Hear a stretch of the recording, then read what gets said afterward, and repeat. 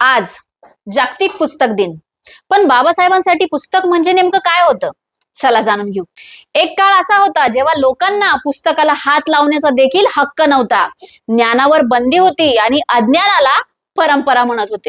अशा परिस्थितीत एक माणूस पुढे येतो, ते म्हणजे डॉक्टर भीमराव रामजी आंबेडकर, जे रोज 18 ते 20 तास वाचन करतात. त्यांच्याकडे जवळपास 50,000हून अधिक पुस्तकं आहेत आणि त्यांनी फक्त पुस्तकं वाचली नाहीत, तर त्यातून स्वतःला घडवलं. ज्या समाजाला शिक्षणापासून दूर ठेवलं गेलं, त्याच समाजातून एक माणूस उभा राहतो आणि पुस्तकाच्या बळावर देशाचं संविधान लिहितो. हे फक्त यश नाही, तर ही ज्ञानाची क्रांती आहे. बाबासाहेब स्पष्ट म्हणाले होते, cultivation of mind should be ultimate aim of human existence. पण आज आपली रियालिटी काय आहे? तासन तास मोबाईल स्क्रोलिंग.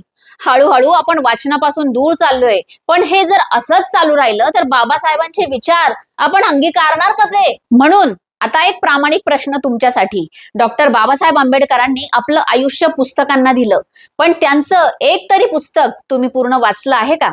कमेंटमध्ये नक्की सांगा. आणि वाचलं नसेल तर जागतिक पुस्तक दिनानिमित्त आजच सुरुवात करा.